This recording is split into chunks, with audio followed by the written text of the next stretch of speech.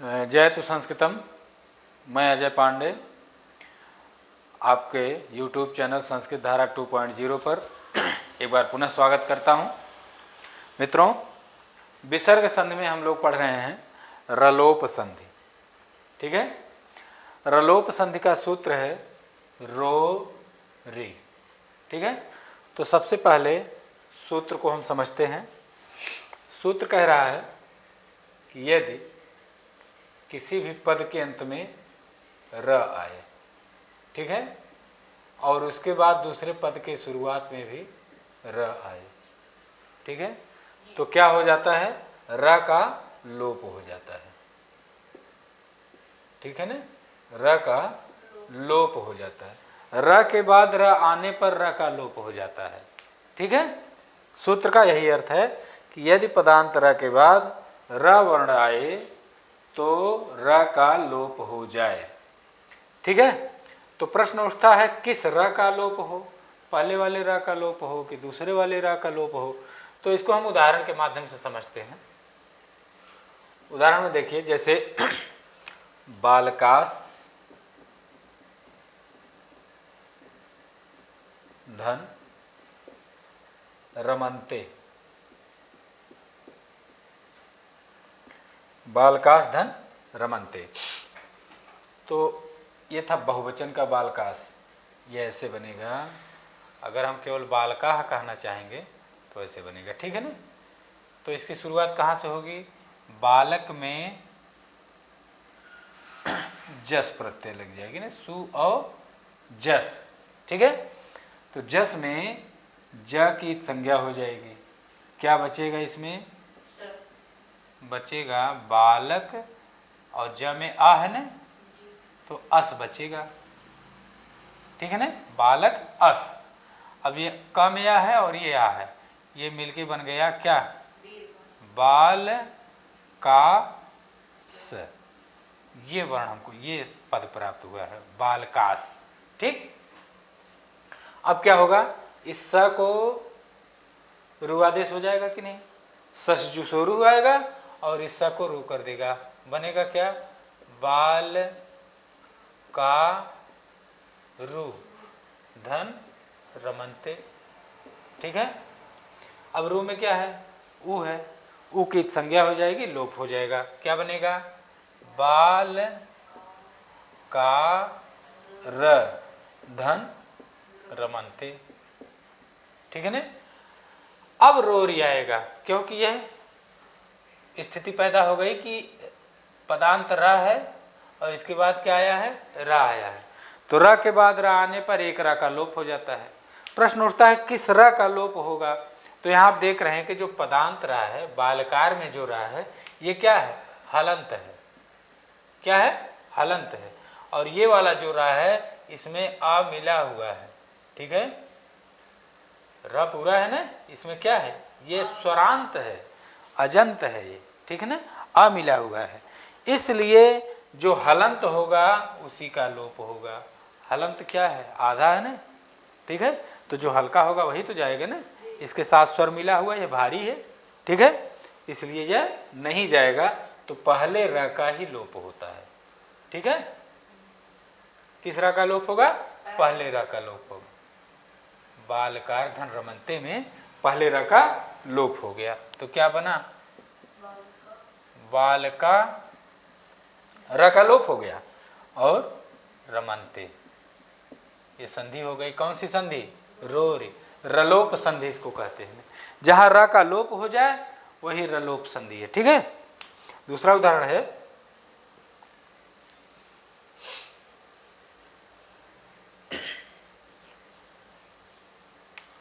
गौस रंभते। गौस रंभते। ठीक है, अब यहां क्या होगा? स है, पदांत स है ना, पदांत स का क्या हो जाएगा? रू हो जाएगा। गौ रू धन रंभते। ठीक है, अब रू में ऊ है, ऊ की संज्ञा होकर के लोप हो जाएगा। क्या बचेगा? गौ र धन रंभते। ठीक है, फिर रा आया ना, पदांतरा है, पदांतरा के बाद फिर रा आ गया, तो एक रा का लोप हो जाएगा, वो पूर्व रा है उसी का लोप होगा, क्या बनेगा? गौ रंभते। पद क्या बना? गौ रंभते। ठीक है, तो इस उदाहरण के माध्यम से हम समझ लिए कि रोरी मतलब र के बाद र आए तो एक र का लोप हो जाता है। वो कैसा रा होना चाहिए? हलंत रा। ठीक है, उस रा का लोप। इसी में एक सूत्र आप और पढ़ लीजिए, सूत्र है ढलोपे पूर्वस्य दीर्घो ड़।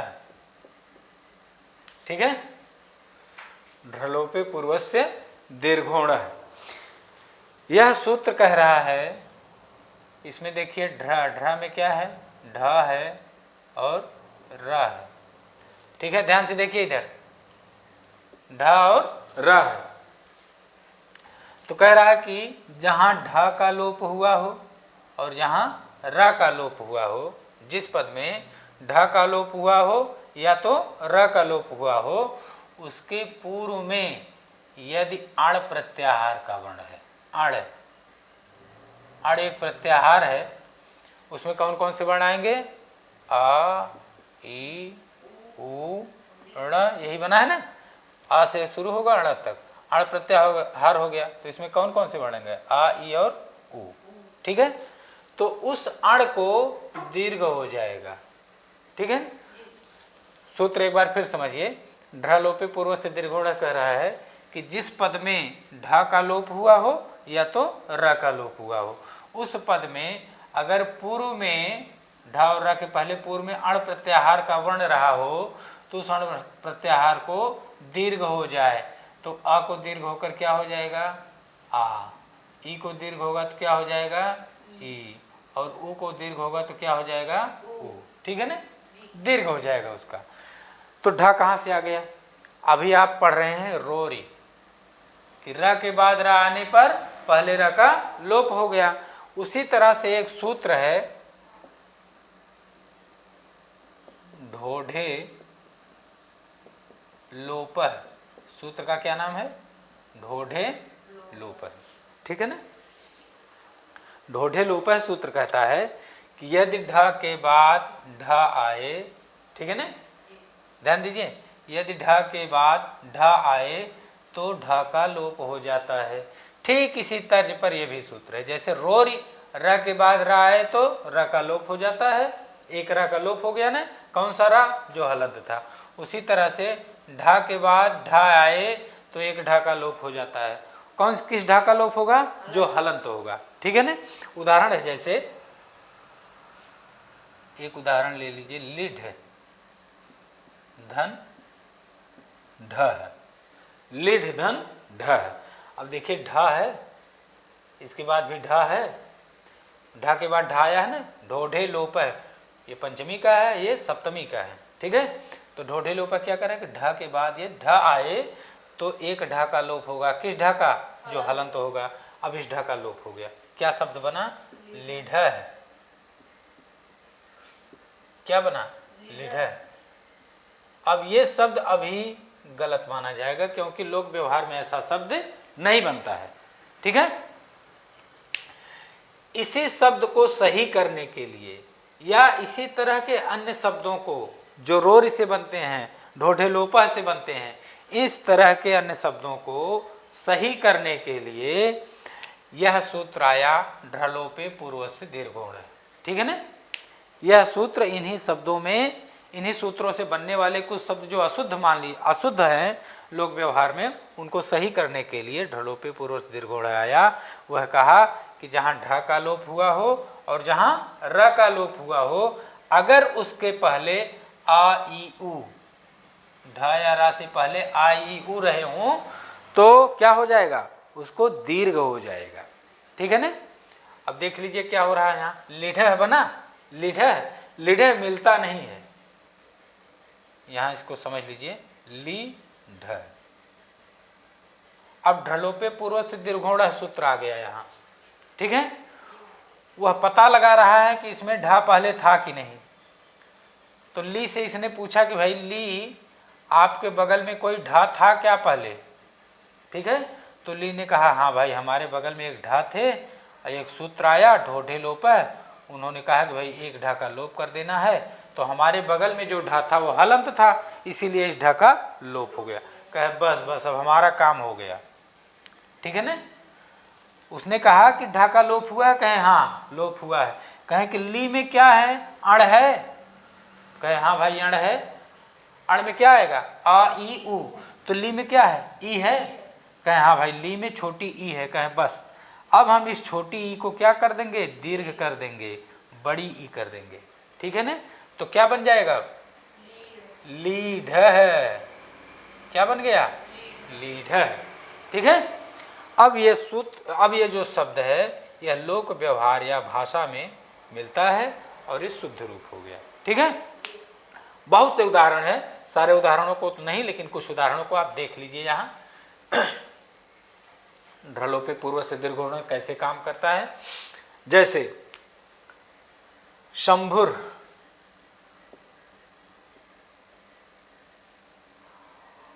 शंभुर्धन राजते,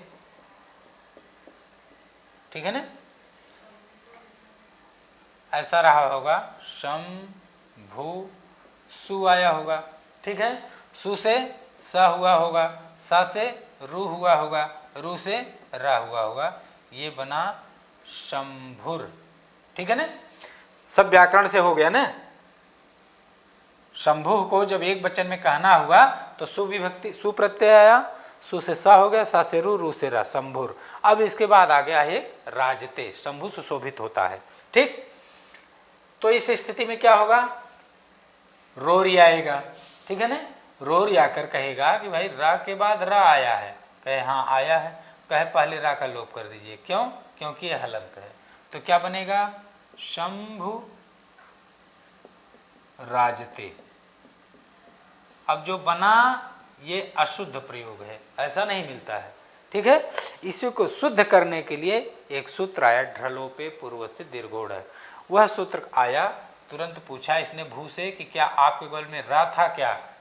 इसने कहा कि हाँ मेरे बगल में एक रा था, हलंत था। तो कहे क्या हुआ, उसने कहा कि रोरी सूत्र आया, उस रा को खत्म कर दिया, ठीक है ना। कहे अच्छा, तो भू में क्या है, अण है। इन्होंने कहा हाँ अण है। अण में क्या आएगा, आ ई उ, तो कहे हाँ ऊ है। कहे अच्छा ठीक है, जो तुम्हारा छोटा ऊ है अब उसको हम बड़ा ऊ कर देंगे, क्यों, क्योंकि रा के पहले क्या है, रा के पहले भू है, भू में ई है ना, भू में ई है, तो भू में ऊ है, तो उस ऊ को बड़ा ऊ कर देगा वो, तो क्या बन जाएगा, शंभु राजते। अब ये प्रयोग सही है, ठीक है। अगला उदाहरण है निर्धन रोग है। निर्धन रोग है, ठीक है। यहां देखिए रा है, पदांत रा है, यहाँ के क्या है, र है, ठीक है। रा के बाद रा आया तो रोरी सूत्र आ गया। इसने कहा कि एक रा को खत्म कर दीजिए हलंत वाले, तो क्या बना, निरोग है। निरोग है, ये अशुद्ध प्रयोग है, ठीक है।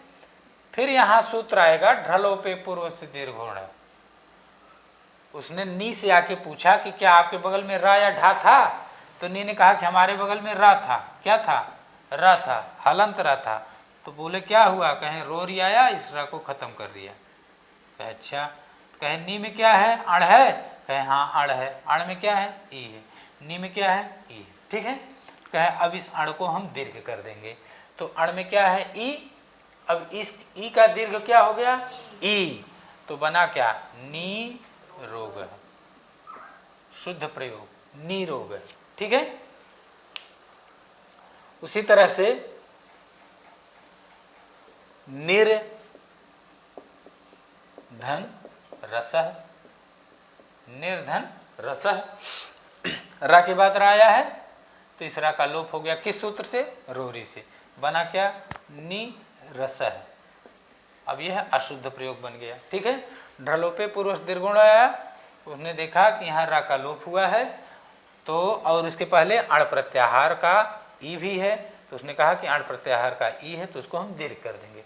तो नी जो छोटी थी वो क्या होगी, बड़ी होगी, बना क्या, नीरस है। ठीक है ना। एक और प्रयोग देख लीजिए, अंतर, अंतर्धन राष्ट्रीय है, अंतर्धन राष्ट्रीय है। यहाँ देखिए अंतर में रा आया है, इसके बाद क्या है, रा आया है। ठीक, रोरी आया, इसने एक रा को खत्म कर दिया, हलंत रा को, तो क्या बना, अंत राष्ट्रीय है। ठीक है, अंतरराष्ट्रीय। अभी यह प्रयोग क्या है, अशुद्ध है। ठीक है, अब आएगा यहाँ ढलोप, ढलोपे पूर्व से दीर्घोण आया, उसने कहा कि अंत ता के बाद राया ढा था, ता ने कहा हाँ रा था यहाँ। ठीक, कहे क्या हुआ, कहे रोर ने इसको खत्म कर दिया। फिर उसने कहा कि ता में क्या अण प्रत्याहार है, ता ने कहा हाँ है, आ है, यहाँ आ लिखना चाहिए था, आ है। ठीक है, तो इसने कहा कि अब इस आ को हम दीर्घ कर देंगे, तो क्या बनेगा, अंता, अंतरराष्ट्रीय है, अंतरराष्ट्रीय प्रयोग सही है। ठीक है, तो आज आपकी छोटी सी संधि थी रोरी, जिसका मतलब रलोप संधि, जिसका सूत्र है रोरी। सूत्र का अर्थ है कि र के बाद अगर रा आए तो हलंत रा का लोप हो जाता है। फिर दूसरा सूत्र आपने देखा ढलोपे पूर्व से दीर्घोण, उसने कहा कि अगर ढा और रा का लोप हुआ हो और उसके पहले अण प्रत्याहार का वर्ण हो तो उसको हम दीर्घ कर देंगे। एक सूत्र आपने छोटा सा देखा ढोढे लोप है, ढोढे लोप सूत्र कह रहा है कि यदि ढा के बाद ढा आए तो हलंत ढा का लोप हो जाएगा। ठीक इसी तर्ज पर था, और यह ढलोपे पूर्व से दीर्घोण ढा और रा के लोप के लिए ही बना है। आपने कई शब्दों के माध्यम से इसको सिद्ध भी किया। तो आज की संधि कैसी लगी आपको, हमारा वीडियो कैसा लगा, लाइक शेयर कमेंट करें हमारे संस्कृत धारा 2.0 चैनल को, और कमेंट में हमें बताएं। अगर कोई कमी रह गई हो तो कमेंट में ज़रूर लिखें, ताकि हमें पता चले अगले वीडियो से उसको सुधार की गुंजाइश बन सके। जय तु संस्कृतम, शुभ संध्या।